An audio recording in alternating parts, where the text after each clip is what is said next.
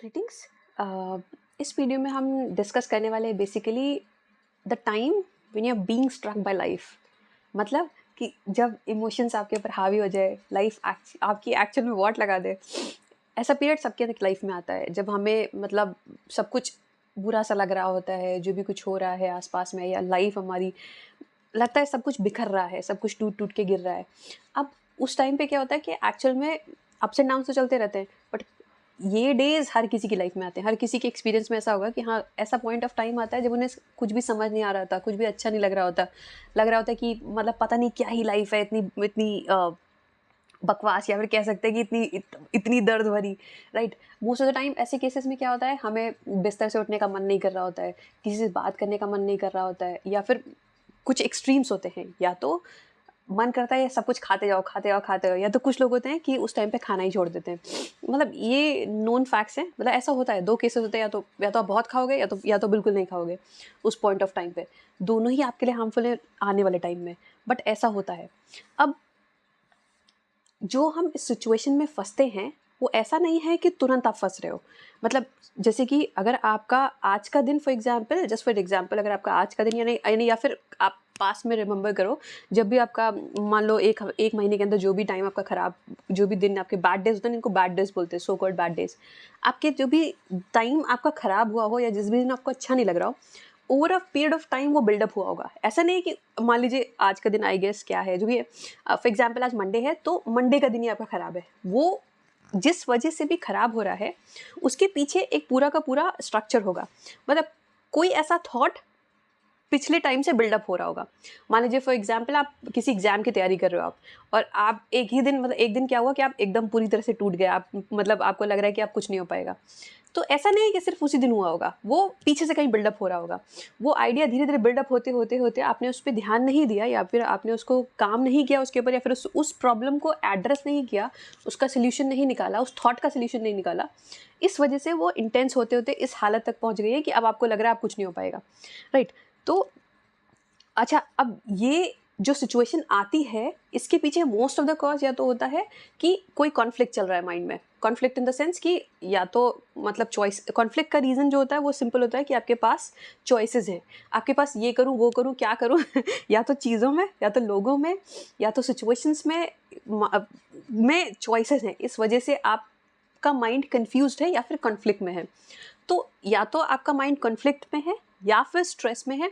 Stress का भी एक वन ऑफ द रीजंस होता है कि माइंड में कॉन्फ्लिक्ट चला, या फिर अगर और सिंपल करें तो आपके पास चॉइसेस हैं। तो इस वजह से मतलब अगर जैसे फॉर एग्जांपल आप किसी यूनिवर्सिटी में या स्कूल में एडमिशन लेना चाह रहे हो। अब आप, हर कोई चाहते हैं, हर किसी के पेरेंट्स चाहते हैं, हर कोई चाहता है कि वो उनका बच्चा सबसे अच्छा जाए। अब वो कंफ्यूज है कि मैं इस यूनिवर्सिटी में डालूँ, यहाँ डालूँ, क्या करूँ। जैसे मैरिज के टाइम पे होता है, यहाँ शादी करूँ, वहाँ शादी करूँ कि ना करूँ, क्या करूँ पढ़ाई करूँ, बिजनेस करूँ, जॉब करूँ, दोनों करूँ, क्या करूँ मैं। तो तो तो मतलब इन शॉर्ट ये जो सिचुएशन आती है जहाँ पे स्ट्रेस होता है, स्ट्रेस का one of the biggest reason होता है कि आपके पास चॉइसेस हैं। इस वजह से माइंड में कॉन्फ्लिक्ट चल रहा है कि क्या करें आखिरकार। Okay okay. तो इसका एक रीज़न हो सकता है ये, और दूसरा रीज़न हो सकता है एक्सपेक्टेशन। मतलब एक्सपेक्टेशन इन द सेंस कि एक्सपेक्टेशंस को अगर और थोड़ा सा और ब्रेक डाउन करें, तो मतलब कि आप चाहते क्या हो अपनी लाइफ से, और एक्चुअल में हो क्या रहा है, उसके बीच का जो डिफरेंस है उसको। अब मैं यहाँ, मेरा कोई व्यू पॉइंट नहीं है यहाँ पर कि एक्सपेक्टेशंस होनी चाहिए नहीं होनी चाहिए। अब इस टॉपिक पे हम डिस्कस नहीं कर रहे हैं। बट ये जो हम ये डिस्कस कर रहे हैं, वो जो डे आता है ना, वो जो बैड डे आता है, जो बुरा दिन आता है, जब हमारा मतलब लाइफ की वॉट लगी होती है, कुछ करने का मन नहीं कर रहा है, जो हम मतलब कहते हैं ना कि अपनी लाइफ के एकदम पीक पॉइंट पे नीचे पहुंचते हैं, सॉरी एकदम लोवेस्ट पॉइंट पे पहुंचते हैं, जब लाइफ हिट करती है बुरी तरह से कि अब उठने का मन नहीं कर रहा है, खाना खाने का मन नहीं कर रहा है, या फिर बहुत ज़्यादा खाना खाने का मन कर रहा है कि बस या तो कुछ उल्टा ही करता जाऊँ। जैसे फॉर एग्जांपल कि ब्रेकअप की बात होता है, लोग क्या करते हैं, ड्रिंक करते हैं, तो करते रहते जोर में चले आते हैं। वो हर बार सोचते हैं कि मैं आखिरी बार पी रहा हूँ, लेकिन ऐसा वो आखिरी दिन कभी आता नहीं है। बहुत ही रेयर केसेस में आता है एक्चुअल में। ओके, तो एक तो रीज़न हो गया कि आपके माइंड में कॉन्फ्लिक्ट चल रहा है, जिसका रीज़न है चॉइसेस, या फिर दूसरा रीज़न है आप चाह कुछ और रहे हो और आपकी लाइफ किसी और डायरेक्शन में जा रही है। ये जो गैप है, आपके एक्सपेक्टेशन का, या फिर आपने जो भी अपने लिए लाइफ प्लान की है या अपनी सिचुएशंस के लिए प्लान किया है वो, और जो भी एक्चुअल में हो रहा है, इसके बीच में डिफरेंस हो रहा है। अब आपको समझ में नहीं आ रहा है कि मैं करूँ तो करूँ क्या। ये एक्सपेक्टेशंस और ये जो रियलिटी है उसके बीच का गैप कैसे ब्रिज आउट करूँ। जैसे मान लीजिए फॉर एग्जाम्पल आपकी किसी बहुत अच्छी जगह पे आपकी जॉब लगी हुई है, राइट। अब आपने सब जगह ढिंढोरा पीट दिया है कि मुझे इतना अच्छा पैकेज मिला है, ये हुआ है, वो हुआ है मेरे साथ। आप उस जॉब में गए और हर जॉब की तरह वहाँ पे पॉलिटिक्स है, आसपास के लोग जहरीले हैं, या फिर आपने कोई नई सोसाइटी में कोई घर लिया, वहाँ के आसपास के लोग जहरीले हैं। तो उस केस में आपको ये क्लियर नहीं हो रहा है, अब मैंने तो सब जगह ढिंढोरा पीट दिया है कि हाँ मेरा इस यहाँ पे जॉब लगा हुआ है, या फिर ये चीज़ मेरी हो गई है, अब वहाँ से मैं निकलूँ तो निकलूँ कैसे। अब मैं किसी को बोल भी नहीं सकता कि हाँ मेरी लाइफ में ये प्रॉब्लम चल रही है, मेरी सिचुएशन ऐसी हो गई है कि हाँ मतलब मैं छोड़ भी नहीं पा रहा हूँ उसके साथ और रह भी नहीं पा रहा हूँ, तो अब मैं करूँ तो करूँ क्या। तो इस वजह से, या फिर मतलब आपने कोई कुछ गोल बना लिया कि हाँ मुझे 1-2 साल के अंदर इतना पैसा इकट्ठा करना है, मान लो मुझे मिलेनियन बनना है, मतलब मान लो 1 करोड़ इकट्ठा करना है। अब आप अब जब आप एक्चुअल में फील्ड में उतरे हो, अब जब एक्चुअल में वॉर जोन में उतरे हो, मतलब एक्चुअल में लड़ाई में उतरे हो, तो आप देख रहे हो कि आपके पास सिर्फ इतना ही पैसा इकट्ठा हुआ है और आने वाले टाइम में भी ऐसा कोई स्कोप नहीं दिख रहा, कि ऐसा कोई अभी तक फ्यूल प्रूफ प्लान नहीं है कि आप करोगे क्या, राइट। अब इस वजह से माइंड एक्चुअल में कंफ्यूज है, या फिर डिप्रेशन मोड में चला जाता है कि अब मेरे पास कोई रास्ता नहीं है तो मैं करूँ क्या। तो होता यह है जब भी हम नीचे जाना स्टार्ट करते हैं, नीचे इन द सेंस कि जब भी लाइफ हमें हिट करती है बुरी तरह से, तो हम इधर उधर के काम, मतलब उल्टे सीधे काम करने लग जाते हैं। या तो बहुत ही खाना शुरू कर देंगे, या तो मूवी देखना स्टार्ट कर देंगे, या तो फिर ड्रिंक करना स्टार्ट कर देंगे, या फिर स्मोक करना। जैसे कि एक कुछ स्टडी हुई थी जिसके हिसाब से जितने भी गवर्नमेंट एग्जाम्स खासकर आईएएस की प्रिपरेशन करते हैं, या फिर आपने एक सीरीज भी आई थी उसमें भी देखा होगा, वो स्मोक करते हैं जस्ट बिकॉज उससे स्ट्रेस रिलीज होता है उनके हिसाब से। तो या फिर उनको जगने में मतलब जगने की आदत पड़ जाती है, जगने के लिए हिम्मत मिलती है, इस वजह से स्मोक करते हैं स्टूडेंट्स।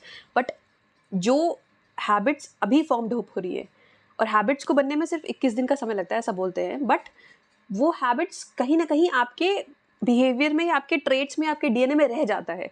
मतलब जो भी सिचुएशन, मान लो आपको बहुत ही गुस्सा करने की आदत है या फिर फ्रस्ट्रेट होने की आदत है, अब ऐसा नहीं कि आप मान लो इस समय पे आप प्रिपरेशन कर रहे हो, या इस समय पे आप वो मान लीजिए एक जगह पर हो आप, जिस वजह से आपका एक तरह से बिहेव करने का आदत पड़ गया, मान लो आपका चिल्लाने का आदत पड़ गया है।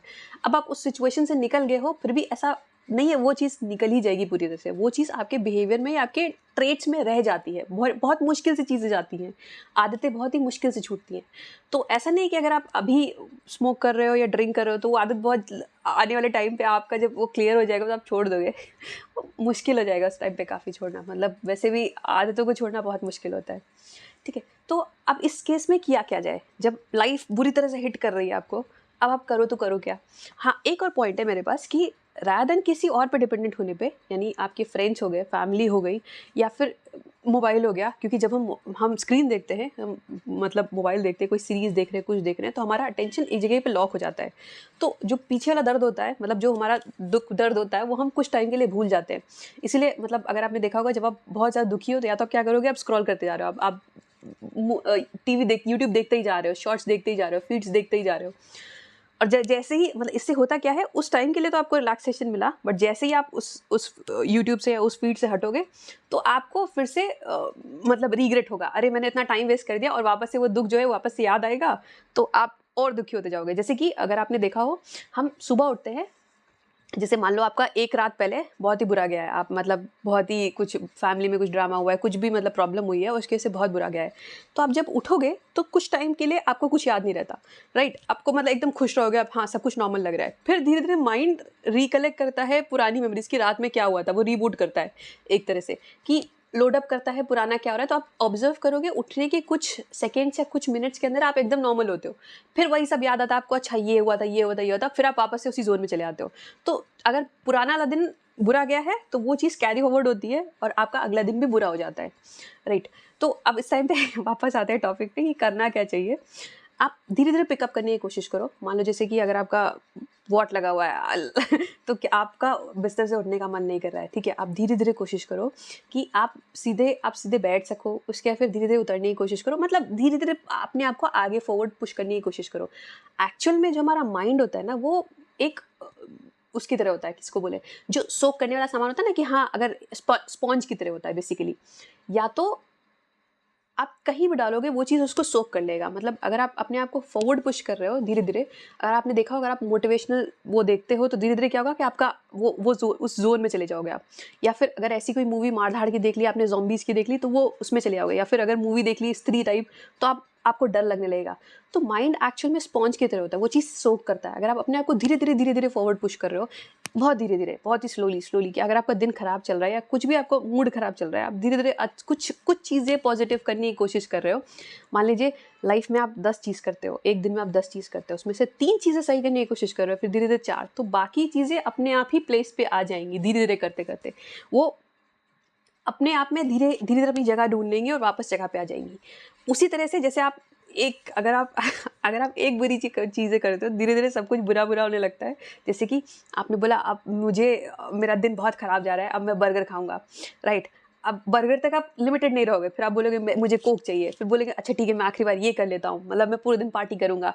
या फिर वीडियो गेम्स, आपने देखा होगा वीडियो गेम्स खेलते आते लोग, खेलते आते एंड लिमिट नहीं आती। उसी तरह मतलब बेसिकली आप जिस तरफ अपने आप को मोड़ोगे, स्टार्टिंग में स्टीयरिंग आपको कहीं ना कहीं मोड़नी पड़ेगी, चाहे आप नीचे की तरफ जाना स्टार्ट करो, चाहे आप अपने आप को अपलिफ्ट करने की कोशिश करो।